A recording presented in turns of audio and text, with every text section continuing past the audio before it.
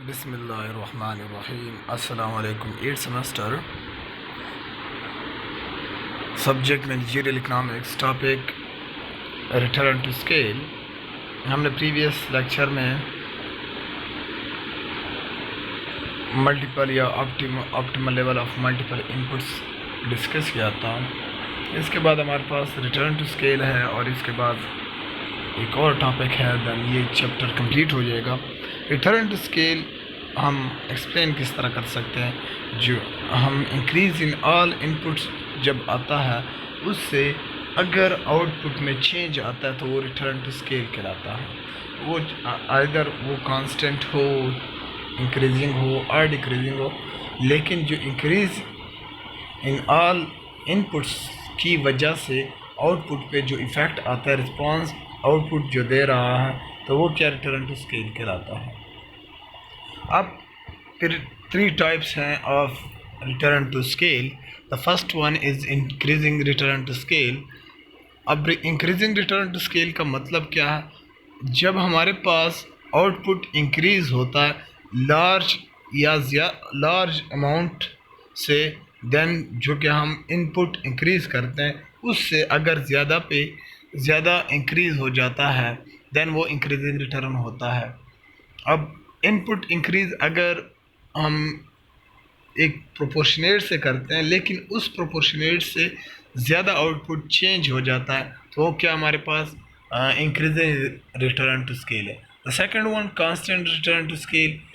Constant क्या? जितना अगर सेम इंक्रीज होता है इनपुट एंड आउटपुट, तो क्या वो कांस्टेंट रिटर्न होता है। एक सेम प्रोपोर्शनेट से दोनों सेम परसेंटेज से इंक्रीज हो जाते हैं, देन वो हमारे पास क्या है, वो कांस्टेंट रिटर्न टू स्केल है। डिक्रीजिंग रिटर्न टू स्केल क्या है कि आउटपुट इंक्रीज होता है लेकिन लेस देन उस प्रोपोर्शनेट से जिससे हम इनपुट इंक्रीज कर रहे हैं। अब क्या इंक्रीज ग्रेटर ज़्यादा अमाउंट से इंक्रीज हो रहा है किस चीज़ से? आउटपुट से, देन ये क्या होगा? डिक्रीजिंग रिटर्न टू स्केल होगा। तो इन 3 जो रिटर्न टू स्केल हैं, इसी बेस पे फिर ये कहते हैं कि हमारे पास जो इंक्रीजिंग रिटर्न टू स्केल है तो उसका एट्रीब्यूट, उसकी करेक्टरिस्टिक क्या है कि स्पेशलाइजेशन आती है तो उसकी वजह से आउटपुट इंक्रीज होता है। अब स्पेशलाइजेशन इन लेबर अगर आती है तो उसकी एफिशिएंसी क्रिएट होती है, उस एफिशिएंसी से या एफिशिएंसी ऑफ मशीनरी अगर स्केल है, मशीनरी है, वो इम्प्रूवमेंट आती है तो इसकी वजह से हमारे पास प्रोडक्शन में मोर इंक्रीज आता है देन इनपुट्स। और इसी तरह अगर हम ज़िक्र करते हैं उसकी वजह से फिर हमारे पास क्या आता है? गेन आता है स्पेशलाइजेशन की वजह से। और हमारे पास जो प्रॉब्लम है, लेकिन ये क्या, ये इनिशियल उसमें हमारे पास हम अचीव कर सकते हैं। आफ्टर दैट कुछ अरसे के बाद फर्दर जो गेन है फ्रॉम स्पेशलाइजेशन, वो क्या, वो लिमिटेड होता है और उससे क्रिएट हो जाते हैं प्रॉब्लम ऑफ किस चीज़ के?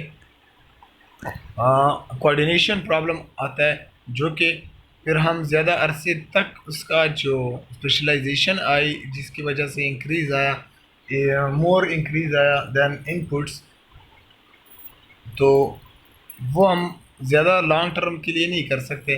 दैन अगर कोऑर्डिनेशन एक्सपेंशंस क्या होगी, उसकी वजह से फिर हमारे पास एडिशनल जो बेनिफिट है ऑफ स्पेशलाइजेशन, वो क्या, वो लेस टाइम के लिए होगा और उसके बाद फिर decreasing return to scale set हो जाएगा। डिक्रीजिंग रिटर्न टू स्केल क्या? अब जब हम इंक्रीज करते हैं किस चीज़ को? इनपुट को, लेकिन आउटपुट उस प्रोपोर्शनेट से इंक्रीज नहीं होता, देन हमारे पास डिक्रीजिंग रिटर्न टू स्केल का सिनेरियो होल्ड करता है। अब इसी वजह से फिर ये कहते हैं कि जो हम रिटर्न टू स्केल हैं उसको अगर एक्यूरेट डिटरमाइन करना चाहते हैं एक प्रोडक्शन फंक्शन के लिए, तो वो एनालिसिस बेस किस चीज़ पे करेगा? वो हमारे पास आउटपुट इलास्टिसिटी पे। आउटपुट इलास्टिसिटी है क्या कि परसेंटेज चेंज इन आउटपुट जो रिलेट करता है, एसोसिएट करता है with a 1% change in all inputs. जो हमारे पास जितने भी इनपुट्स हैं, जो इनपुट्स हैं, तमाम इनपुट्स का एक ही वो चेंज आए, 1% चेंज आए, और उससे हमारे पास जो आउटपुट चेंज आता है तो वो क्या हमारे पास पॉइंट आउटपुट इलास्टिसिटी कहलाती है। तो इसी बेस पे वो फिर इस के डिसीजन जो मैनेजर या जो मैनेजरियल स्टाफ है वो डिसीजन बनाने के लिए क्या करेगी कि वो इसके पास अगर पॉइंट इलास्टिसिटी का जो आइडिया है इस पे वो क्या किस तरह बेस कर सकता है, वो डिसाइड कर सकता है। अगर हमारे पास percentage change in output in Q वो ग्रेटर हो than percentage change in X, या उसको हम कहते हैं परसेंटेज चेंज इन इनपुट उससे ग्रेटर हो देन, इसका मतलब कि आपके पास जो पॉइंट इलास्टिसिटी है, पॉइंट आउटपुट इलास्टिसिटी है, वो ग्रेटर देन 1 है, तो इट्स मीन कि इंक्रीजिंग रिटर्न टू स्केल है। देन हम क्या करेंगे, हम डिसाइड करेंगे कि हम इंक्रीज़ करते हैं किस चीज़ को, इनपुट्स को। इसी तरह द सेकंड वन स्टेटमेंट कि अगर परसेंटेज चेंज इन आउटपुट वो बराबर हो परसेंटेज चेंज इन इनपुट्स, तब भी हम इंक्रीज़ करेंगे क्योंकि हमें कोई नुकसान नहीं होता और इससे वेलफेयर ऑफ सोसाइटी इंक्रीज़ होगा। देन हम सेकंड मैनेजरियल जो मैनेजर है वो डिसाइड करेगा, वो इंक्रीज़ करेगा आउटपुट को। थर्ड वन के percentage change in output less than percentage change in input, जो कि elasticity of point elasticity of output वो क्या है, लेस देन 1 है, डिमिनिशिंग है। देन हमारे पास क्या होगा, इस पे वो डिसाइड जो मैनेजर है वो डिसाइड करेगा कि अब हमें इन जो इंक्रीज़ करने की बजाय वो जो प्रीवियस इनपुट्स हैं उसी बेस पे वो होल्ड करेगा, उसी के साथ वो प्रोड्यूस करेगा, ना कि वो इंक्रीज़ करे किस चीज़ को, लेबर को, या जो इनपुट्स हैं उनको इंक्रीज़ करें। तो ये क्या, ये डिसीजन मेकिंग के लिए ये रिलेशनशिप है इनपुट इंक्रीज़ और क्वांटिटी ऑफ आउटपुट प्रोड्यूस करने की क्लियर रिलेशनशिप है। अब इन्होंने रिटर्न टू स्केल के लिए कुछ एस्टिमेशन का जिक्र किया हुआ है कि हमारे पास अगर हम यूज़ करते हैं कि कांस्टेंट फैक्टर के हो वेयर के इज़ जो भी है इनपुट्स, वो इनपुट्स हैं हमारे पास उसमें 1% इंक्रीज़ लेके आ रहे हैं, 0.10 के की वैल्यू क्या है हमारे पास, के की वैल्यू 1.01 पहले हमारे पास 1 क्या है वो the previous constant value and 0.01 क्या है 1% इंक्रीज़, इसी तरह 2% इंक्रीज़ दैन सो ऑन। अब ये जो परसेंटेज इंक्रीज़ कर रहे हैं तो इसकी वजह से चेंज आएगा, वो चेंज इन आउटपुट वो चेंज किससे ज़ाहिर कर रहे हैं, एच किससे, H is the proportional increase in output resulting from K fold increase in each input factor. अब जो के जो इनपुट में इंक्रीज़ आया 1% और 2% जो भी इंक्रीज़ आया, तो उस इंक्रीज़ की वजह से आउटपुट में जो इंक्रीज़ आ रहा है वो एच से रिप्रेजेंट किया जा रहा है। अब अगर एच ग्रेटर देन के हो तो हमारे पास क्या आउटपुट ग्रेटर यूनिट से इंक्रीज़ हो रहा है या ग्रेटर देन परसेंटेज चेंज इन इनपुट्स, तो ये क्या हमारे पास इंक्रीजिंग रिटर्न टू स्केल होगा और इलास्टिसिटी ऑफ आउटपुट क्या 1 से ग्रेटर होगी। इसी तरह द सेकंड वन अगर h इक्वल होगा टू द k देन हमारे पास कांस्टेंट रिटर्न टू स्केल होगा, इट्स मीन कि इलास्टिसिटी किस चीज़ के बराबर 1 के इक्वल होगा। And the third one statement क्या है कि लेस देन 1 अगर इलास्टिसिटी हो देन हमारे पास डिक्रीजिंग रिटर्न टू स्केल होगा। इसी तरह अगर होमोजीनियस प्रोडक्शन फंक्शन हो, अगर हम जो इनपुट है एक कांस्टेंट के साथ मल्टीप्लाई करते हैं और वो फैक्टर क्या आउटपुट इफ़ेक्ट करता है तो वो एक्सप्रेस करने के लिए इन्होंने रिप्रेजेंट किया कि H is Q is equal to K into N into F function of X Y and G. Then हमारे पास जो एन है, एन एक्सपोनेंशियल जो कहलाता है, वो एक्सपोनेंशियल प्रोवाइड करता हमें रिटर्न टू स्केल एस्टिमेशन। अगर एन बराबर हो 1 के, देन हमारे पास कांस्टेंट रिटर्न टू स्केल होगा एच इज़ इक्वल टू के, और इसी तरह हम कांस्टेंट रिटर्न टू स्केल होगा अगर एन ग्रेटर देन 1 होगा, देन ये इंक्रीजिंग रिटर्न टू स्केल होगा। द थर्ड वन कि एन अगर लेस देन 1 होगा, देन वो क्या होगा, डिक्रीजिंग रिटर्न टू स्केल। तो ये क्या, ये डिफरेंट वे है डिटरमाइन करने का, एस्टिमेशन और determining the nature of return to scale हमारे पास। अब इन्होंने उसी को न्यूमेरिकल एग्जांपल दिया हुआ है, तो न्यूमेरिकल एग्जांपल से ये डिस्कस किया गया है। और लाइक दिस कंसीडर, उन्होंने प्रोडक्शन फंक्शन लिया हुआ है q is equal to 2x plus 3y plus 1.5z। अब return to scale determine by the, अब अगर हम रिटर्न टू स्केल फाइंड करना चाहते हैं तो अब 2% इंक्रीज़ अगर ऑल इनपुट में आ रहा है 2%, देन हमारे पास आउटपुट कितना इंक्रीज़ होगा। अब x is equal to, x की वैल्यू 100, y की वैल्यू 200 एंड z की वैल्यू 200। आउटपुट अब फाइंड करना, अब आउटपुट फाइंड करने के लिए हम increase in all input by 2% अगर करते हैं तो वो क्या हमारे पास होगा, k की वैल्यू 1.02 लीड करेगी, तो वो 100 से क्या होगी 102, एंड द सेकंड वन अब 2.2% इंक्रीज़ आ रहा है तो वो 200 की, the second y and z क्या होगा 204 हो जाएगा। तो इससे हमारे पास जो टोटल यूनिट है वो 1122 आएगा। अब क्या ये 2% increase in all inputs lead करता है 2% इंक्रीज़ इन आउटपुट। और पहला हमारे पास क्या आ रहा था, अगर जो वैल्यू इन्होंने कैलकुलेट किया है तो उसके मुताबिक हमारे पास 1100 आ रहा है। अब जब हमने इंक्रीज़ किया 2% तो इससे 1122 आ रहा है। तो अब इससे अगर आप कंपेयर करते हो तो 2% इंक्रीज़ आया हमारे पास किस चीज़ में, आउटपुट में। तो ये क्या कांस्टेंट रिटर्न टू स्केल है, ये क्या, ये थ्योरेटिकल लिंक करते हैं कि ये हमारे पास क्या है। इसी के बाद अगर पावर प्रोडक्शन फंक्शन का जिक्र करते हैं, multiplicative relationship between inputs and the output. Like अगर हम हमारे पास जब कॉफ-डॉगलस फंक्शन अगर हम देखते हैं तो वो क्या, वो एक्सपोनेंशियल पावर या पावर फॉर्म में हमारे पास जो पैरामीटर्स होते हैं, तो इस पैरामीटर्स बेस पे अगर हम रिलेशनशिप चेक करते हैं तो वो रिलेशनशिप क्या, पावर फंक्शन अलाउ करता है मार्जिन प्रोडक्टिविटी ऑफ इनपुट जो डिपेंड करता है ऑल लेवल ऑफ इनपुट्स।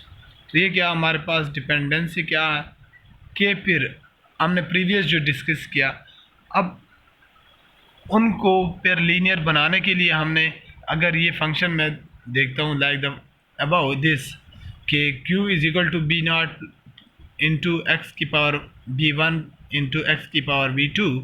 अब जो पैरामीटर्स हैं वो पावर में हैं, तो इनको बेस, इसको लीनियर बनाने के लिए हम क्या करते हैं, लॉग लेते हैं। तो लॉग लेने से हमारे पास ये लीनियर बन जाता है, लॉग लीनियर बनता है। तो उस लॉग लीनियर को फिर हम लॉग लीनियर को हम फिर डिस्कस कर सकते हैं बाय द इजी वे। तो इस वजह से फिर हम लॉग लीनियर या जो कॉफ-डॉगलस फंक्शन है, चार्ली डब्ल्यू कॉफ और पॉल एच डॉगलस ने इस पे काम किया इन 1920। तो इस बेसिक आइडिया क्या है कॉफ-डॉगलस प्रोडक्शन फंक्शन, तो उस बेस पे हम फिर कैलकुलेट कर सकते हैं, एस्टिमेट कर सकते हैं। तो इसमें कोई डिफरेंट मुश्किल नहीं होती। तो इस वजह से फिर हम रिटर्न टू स्केल भी इजीली एस्टिमेट कर सकते हैं on the basis of exponential of the power production function. तो इसी से या लॉग लीनियर मॉडल जिसको कहा जाता है कोफिशिएंट एस्टिमेट कर सकते हैं। इसके बाद the last topic of this chapter वो क्या, प्रोडक्शन प्रोडक्टिविटी मेजरमेंट। अब प्रोडक्टिविटी मेजरमेंट है क्या कि ग्रोइंग, अगर प्रोडक्टिविटी इम्प्रूव होती है तो इसकी वजह से economics welfare of for the general जो पॉपुलेशन है उसमें भी इम्प्रूवमेंट आती है। तो अगर ग्रोइंग प्रोडक्टिविटी अगर प्रोडक्टिविटी में इंक्रीज़ आती है तो इससे इम्प्रूव होती है welfare of the general population. और इसी से अगर इकोनॉमिक्स प्रोडक्टिविटी का जिक्र करते हैं तो जो इकोनॉमिक्स बेटरमेंट है वो उसको मेजर करना, उसमें जो इम्प्रूव आना, तो वो क्या हमारे पास उसको किस चीज़ से हम कैलकुलेट करते हैं, वो कैलकुलेशन है रेट ऑफ ग्रोथ और rate of increase in output per unit of inputs. अब पर यूनिट ऑफ इनपुट से जो इंक्रीज़ आता है तो उसको हम फिर क्या कहते हैं, इकोनॉमिक्स प्रोडक्टिविटी। अब हमारे पास the second word productivity growth. अब प्रोडक्टिविटी ग्रोथ क्या है कि rate of increase in output per unit of input. अब पर यूनिट ऑफ इनपुट्स की वजह से जो इंक्रीज आता है आउटपुट में, तो वो क्या हमारे पास प्रोडक्टिविटी ग्रोथ है। और इसी बेस पे ये फिर जिक्र करते हैं कि अगर पर कैपिटा या हम पर कैपिटा ऑफ कंट्री को से मेजर कर सकते हैं इकोनॉमिक्स प्रोडक्टिविटी, या हम उसके डिफरेंट जो वेजेस हैं, वेजेस से वर्कर की earning of higher wages than other countries, तो उससे हम कैलकुलेट कर सकते हैं। अब क्या बेटरमेंट या जो फास्ट ग्रोथ रेट है ऑफ एनी मेजर इंडस्ट्रीज़, तो इसी बेस पे हम फिर डिस्कस कर सकते हैं। अब इसका सब topic causes of productivity growth. अब क्या है वो एफिशिएंसी गेन है। अगर आप एफिशिएंसी गेन क्या है, अब अगर improvement in how well being and capital R use, कि हम इफ़िशेंटली हम किस तरह लेबर या कैपिटल को यूज़ कर सकते हैं, तो वो क्या हमारे पास एफिशिएंसी गेन है। अगर एफिशिएंसी गेन है देन इट्स मीन कि आपने प्रीवियस जो लेबर एंड कैपिटल यूटिलाइज़ किया गया है तो वो एफिशिएंटली नहीं यूटिलाइज़ किया गया, जिसकी वजह से अब अगर फिर वो हमारे पास एफिशिएंसी गेन का कोई चांस है। अगर आप एफिशिएंसी गेन का कोई भी गेप नहीं है देन इट्स मीन कि आपने जो लेबर एंड कैपिटल है वो सही यूटिलाइज़ किया गया है, then no need of bring variation in the combination of this labour and capital. तो इसका क्या मतलब कि हमारे पास देन कोई भी चेंज की ज़रूरत नहीं है। The second word idea capital deepening. अब अगर हम सेकंड क्या कि अगर हम कैपिटल यूज़ करते हैं और वर्कर क्या है अवेलेबल फॉर यूज़, और हमारे पास वर्कर हैं लेकिन हम यूज़ क्या करते हैं कैपिटल, तो हमारे पास ज़्यादातर जो डिपेंडेंसी हम कैपिटल पे करते हैं देन हमारे पास ये कैपिटल डिपेनिंग होगी, डीपैनिंग होगी।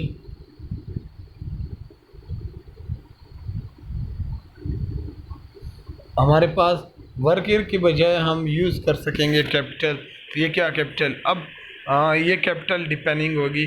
बिजनेस जो अचीव करती है एफिशिएंसी गेन, देन हमारे पास क्या होगी बेटरमेंट वे होगी ऑर्गेनाइजेशन और यूज़ करना इक्विपमेंट को और लोगों को एम्प्लॉय करना। जो प्रीवियस हमने आइडिया डिस्कस किया, क्या एफिशिएंसी गेन अगर होती है देन इट्स मीन कि आपने जो पहले कैपिटल और जो लेबर है उसको सही यूटिलाइज़ नहीं किया। अगर सही यूटिलाइज़ नहीं किया देन अब आपके पास एफिशिएंसी गेन अचीव करने के लिए स्पेस होगी। तो इसको अचीव करने के लिए अगर अचीव कर लिया देन नो स्पेस, अगर no space of capital gain है देन आपको कोई भी वेरिएशन नहीं लेके आनी in capital and labour combination में।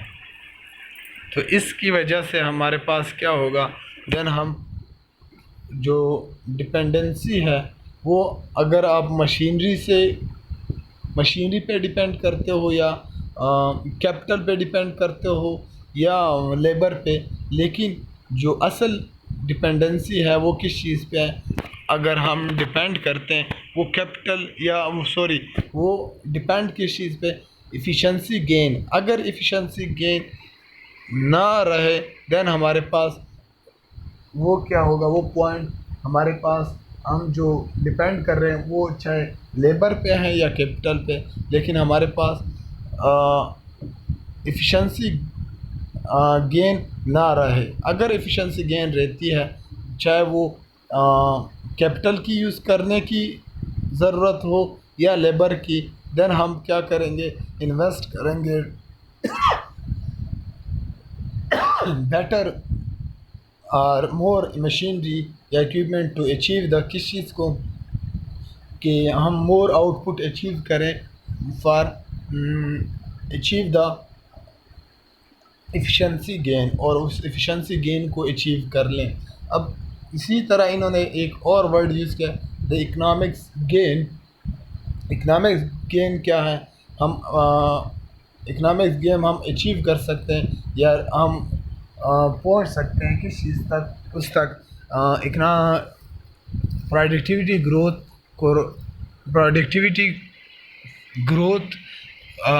ग्रोथ तक पहुंचने के लिए हम लेबर यूज़ करते हैं, और उस जिसकी वजह से हमारे पास ग्रोइंग लेबर वर्कर कंपनसेशन होगा, और ये लॉन्ग टर्म क्या होगी, प्रोडक्टिविटी और कंपनसेशन ग्रोथ सेम रेट से इंक्रीज़ होगा, सेम रेट से ग्रोथ करेगा। तो इसी से हमारे पास फिर क्या होगी, प्रोडक्टिविटी ग्रोथ फास्टर होगी दैन कंपनसेशन, और इसी वजह से फिर हमारे पास क्या होगा, प्रॉफिट राइज करेगा। प्रॉफिट राइज करना क्या होगा कि हमारे पास जो गुड एंड सर्विसेज हैं वो सेल होंगी उसकी सेल राइज फास्टर राइज तेज़ी से राइज होगी देन पे रोल कास्ट से। देन हमारे पास अब जो इकनॉमिक्स गेन है वो ज़्यादातर फेवर करती है कि आप एम्प्लॉय करना वर्कर को, लेबर को, ना कि कैपिटल को, जबकि द सेकंड वर्ड क्या है, वर्ड एफिशिएंसी गेन ये कहती है कि आप चाहे जिस चीज़ से आप ज़्यादा आउटपुट या efficient utilisation of capital and labour, उसको आप अचीव कर सकते हो आउटपुट को on the less use of inputs and achieve the more output, या जो बेस्ट आउटपुट है जिससे आप और इकनॉमिक्स एफिशिएंसी गेन नहीं अचीव कर सकते, देन उसको यूज़ करना। बट इकनॉमिक्स गेन क्या है कि इकनॉमिक्स गेन ये कहती है कि आप ज़्यादातर यूज़ करना किस चीज़ को, प्रोडक्टिविटी ग्रोथ के लिए लेबर को, कि लेबर की कंपनसेशन हो और उससे वो अपनी जो टाइट लेबर मार्केट है उसमें बिड आप कर सके एम्प्लॉय कंपनसेशन, और इससे लेबर कास्ट कट होगी और इससे प्रॉफिट इंक्रीज़ होगी। तो इससे जो लिंक करता है वो लिंक ये करता है कि आप ज़्यादातर जो कैपिटल जो इकनॉमिक्स गेन है वो कहती है कि आप ज़्यादातर डिपेंडेंसी किस चीज़ पे करना, वो डिपेंडेंसी करना on labour not on capital. But जो सेकंड वर्ड है एफिशिएंसी गेन, वो चाहती है कि आप मैक्सिमम अचीवमेंट, चाहे वो लेबर हो या कैपिटल हो या दोनों की कम्बिनेशन से हो, उसको अचीव करना, ना कि आप सिर्फ आउटपुट आप सिर्फ ना कि इकोनॉमिक्स डिसीजन पे बेस करते हो।